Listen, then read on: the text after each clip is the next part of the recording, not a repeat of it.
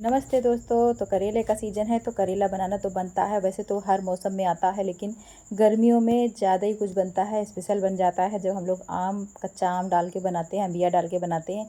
तो ये हमारे 3 पाव करेले हैं, कई दिनों से रखे थे। भरवा बनाने में थोड़ा सा झंझट लगता है, लेकिन बिल्कुल अचार की तरह बनकर तैयार हो जाते हैं। तो इनको धो के हमने रख लिया है और इनका हम अंदर का बीज निकाल देंगे। सारा गूदा बीज जो भी है सब निकाल देंगे। इस तरीके से चीरा लगा के आप लोग देख सकते हैं।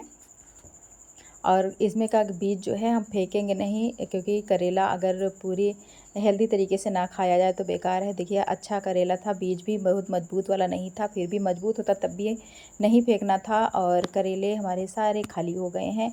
कुकर में डालेंगे पानी, या स्टीमर हो, स्टीमर भी ले सकते हैं, या छन्ना जो होता है जिसमें आप लोग फरे स्टीम करते हैं वो भी ले सकते हैं। लेकिन मैंने जल्दबाजी में सबसे आसान वाला तरीका वो किया है। तो अभी हम स्टीम नहीं करेंगे इनको। नमक, 1 चम्मच नमक डाला, 1 चम्मच हल्दी डाला है, पानी में हम डुबो कर रख देंगे। मैंने कुकर में इसलिए रखा है कि बड़ा बर्तन था नहीं, कुकर ही गहरा था, इसमें आ जाएंगे आसानी से। 4 से 5 हमने प्याज कट कर लिए हैं, 2 आम्बिया कट कर ली है, और लहसुन हमने एक पूरा मतलब 8 से 10 कलियाँ हमने छील कर रख ली हैं। तो प्याज को हम चॉप करेंगे इस तरीके से। अब भी आप चाहें तो दरदरा पीस भी सकते हैं और काट कर भी डाल सकते हैं, लेकिन चॉप किया हुआ बहुत ही बारीक से पीस जाता है, बिल्कुल भी बड़ा बड़ा नहीं रहता, बहुत बढ़िया हो जाता है। तो पतिदेव मेरी हेल्प करवा रहे हैं, क्योंकि करेले बनाने में थोड़ी सी ज़्यादा मेहनत लगती है। तो मैंने कहा संडे को बनाती हूँ, इसलिए मैंने संडे को बनाया, और वो मेरी बराबर से पूरी हेल्प करवा रहे हैं। तो उनको मैंने दे दिया मसाले वगैरह पीसने का या चॉप करने का काम। और इधर मूँगफली के दाने हमने आधा कप के बराबर भून लिए हैं, ड्राई रोस्ट कर लिए हैं। यहाँ पे 1 से 1.5 चम्मच मैंने सौंफ लिया है, 1 से 1.5 चम्मच हमने जीरा लिया है। दोनों को एक साथ भूनेंगे, क्योंकि दोनों के मतलब साइज एक जैसा होता है, एक जैसे ही दाने होते हैं, इसलिए। यहाँ पे आधी कटोरी हमने ले लिया है साबुत धनिया, इसको भी हम भूनेंगे। कोई भी चीज़ जलनी नहीं चाहिए, हल्का सा कलर भी नहीं चेंज होना चाहिए, बस खुशबू आने लगती है, आपको पता चल जाएगा। बस उतना भर ही भूनना है, जैसे मतलब हल्का सा चटकता है और खुशबू आने लगती है, बस उतना ही हमें भूनना है। और ये देखिए मेथी हमने आधा चम्मच ली है, अब मेथी दाना।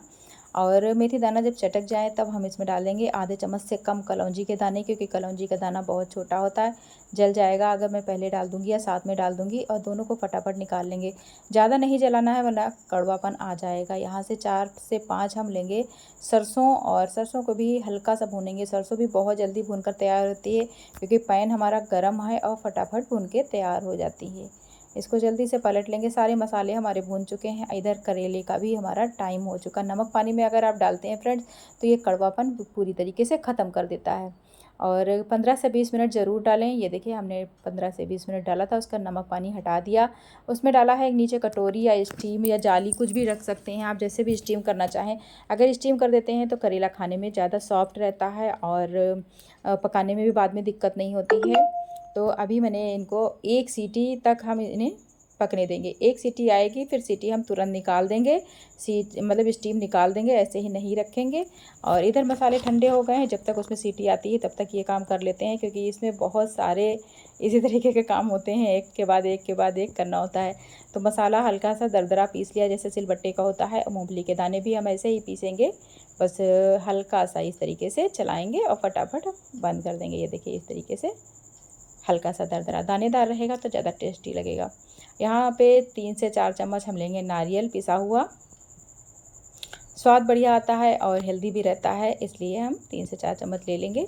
वैसे भी मसाला जब हम बनाते हैं तो थोड़ा सा मसाला कम ज़्यादा हो ही जाता है, तो मैं ऐसे तरीके से बनाती हूँ, मसाला कम ना पड़े, ज़्यादा हो जाए कोई बात नहीं।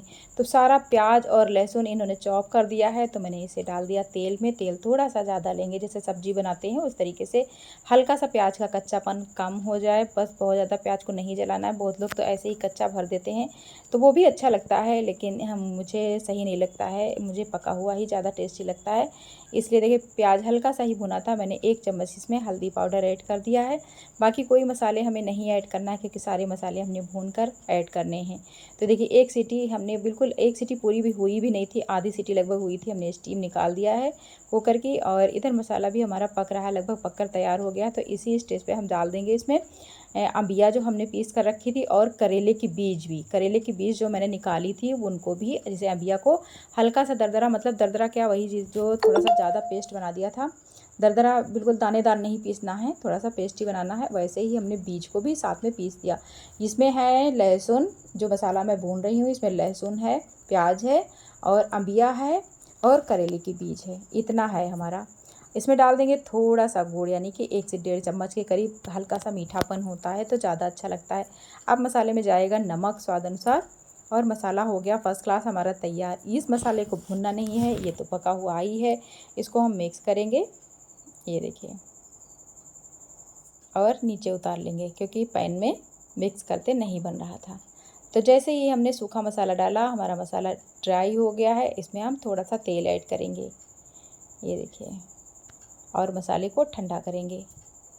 पका हुआ तेल है, आप चाहें तो कच्चा भी ऐड कर सकते हैं। बहुत जगह कच्चा भी पड़ता है, मेरे ससुराल में कच्चा ही तेल पड़ता था मसाले के, मतलब करेले के मसाले में, क्योंकि अचार ही है ये, तो इसमें कच्चा पड़ना बनता है।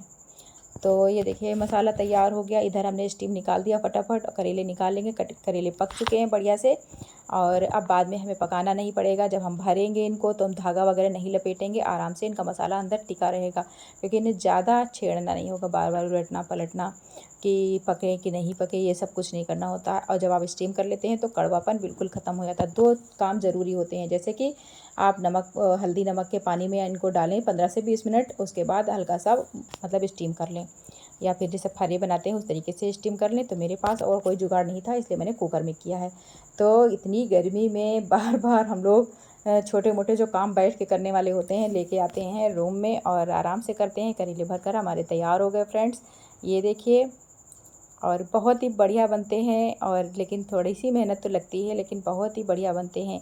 और 10 से 15 दिन आप आराम से रख कर खा सकते हैं। और जब इन्हें खाने चलें तब इनको किसी भी छोटे से पैन में डालकर हल्का सा, जैसे कि शादी ब्याह में तावे वाली एक करेले आपको फिर से थोड़ा सा गरम करके, और गरम नहीं मतलब जैसे हाफ़ फ्राई वो लोग करते हैं, फिर जब कोई मतलब किसी को सर्व करना होता है तो दोबारा से हल्का सा फ्राई करके देते हैं।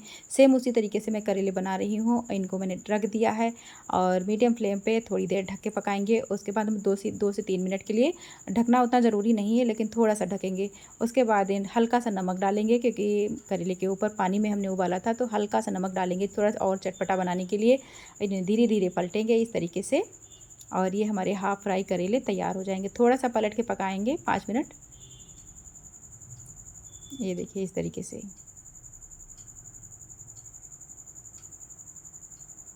और दूसरी तरफ भी हमने 1 चुटकी नमक डाल दिया है, और ये हाफ़ फ्राई करेले हमारे तैयार हो गए हैं। और ऐसे भी खा सकते हैं, हाफ़ फ्राई क्या, लेकिन जब हम दोबारा से खाते हैं अगले दिन, तीसरे दिन, चौथे दिन, तब फिर से अगर तो सर्व करने के टाइम जब हम फिर से हल्का सा इसे फ्राई करके सर्व करते हैं तो इसका स्वाद बढ़ता रहता है। मतलब पहले दिन उतना नहीं टेस्टी लगता है, और दिन प्रतिदिन जैसे पुराना होता रहता है, बहुत टेस्टी लगता है। तो मैंने खाने